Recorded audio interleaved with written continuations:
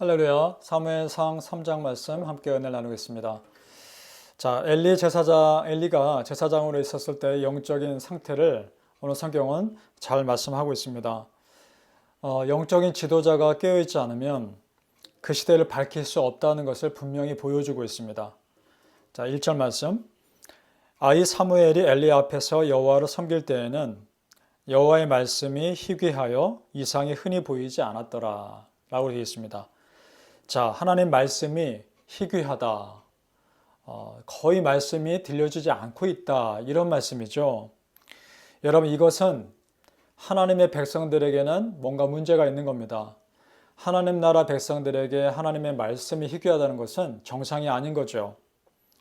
이 말은 다르게 보면 그만큼 그 시대에 이 말씀에 영적으로 반응할 수 있을 만큼의 깨어있는 사람들이 없었다는 것을 의미합니다.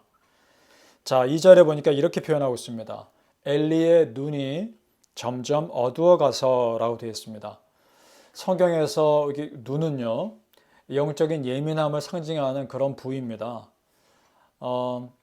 모세가 죽기 전에 이런 표현이 있습니다. 모세의 눈이 밝다라고 되어 있습니다. 여전히 밝다라고 표현하고 있습니다. 그 얘기는 모세가 여전히 영적으로 깨어 있음을 강조하고 있는 말이죠.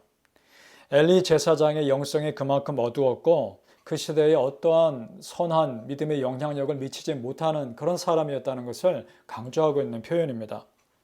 자, 그런데요, 아무리 어두운 시대여도 하나님은 하나님만의 소망을 항상 남겨두십니다. 그 소망이 바로 사무엘이었던 거죠. 3절 봅니다.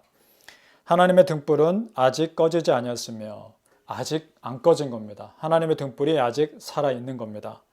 그것이 무엇이냐?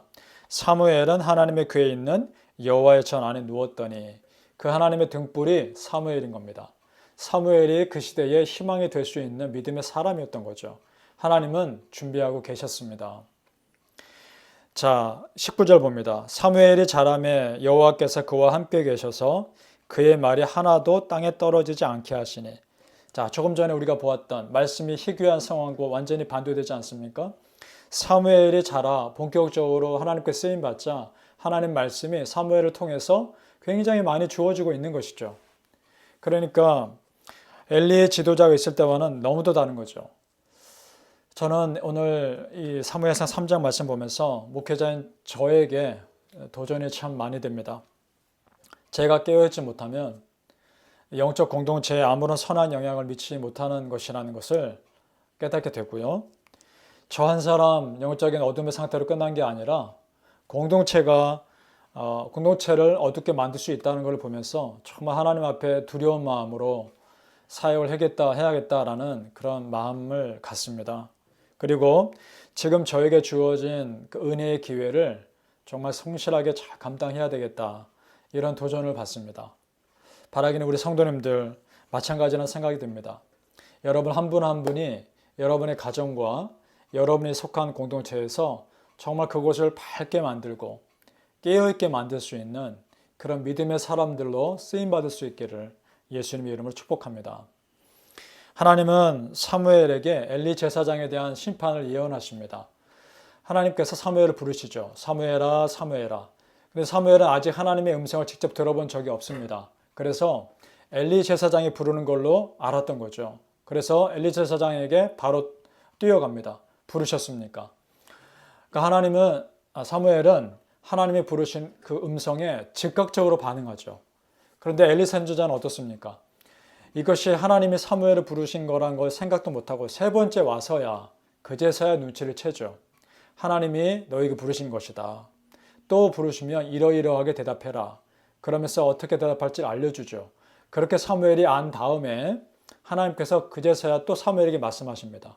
3장 18절에 사무엘이 그것을 그에게 자세히 말하고 조금도 숨기지 아니하니 그가 이르되 이는 여호와의 신이 선하신 대로 하실 것이니라 하니라.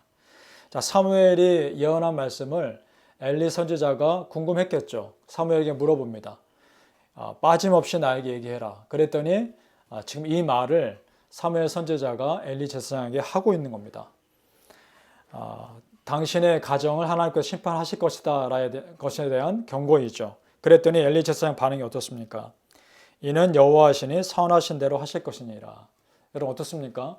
반응이 너무 태연하지 않습니까? 마치 다른 사람에게 일어나는 일인 것처럼 너무나 태연합니다.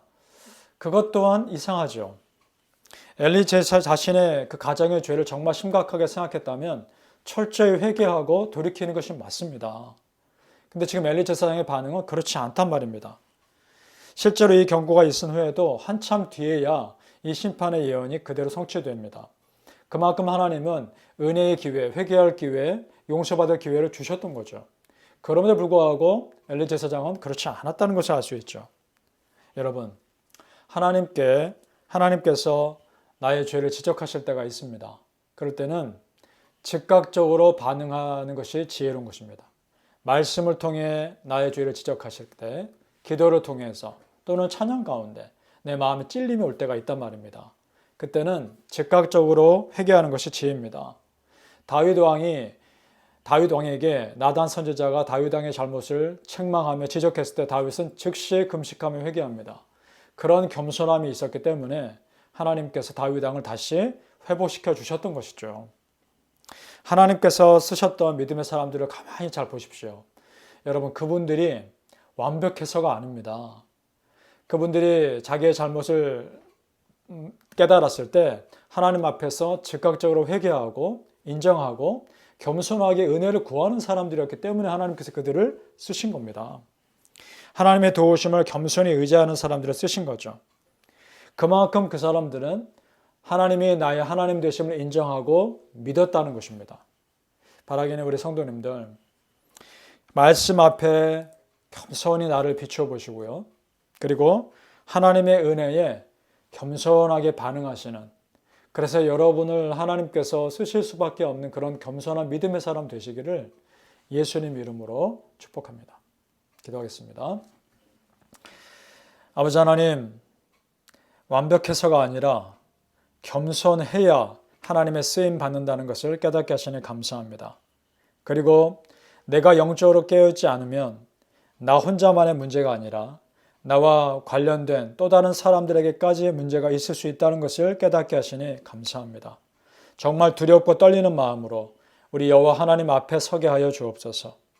늘 영적으로 내 자신을 돌아보며 겸손히 말씀 앞에 나를 비추어 보고 하나님의 은혜에 즉각적으로 반응할 수 있는 영적인 예민함을 허락하여 주시옵소서. 감사하며 예수님 이름으로 기도합니다. 아멘.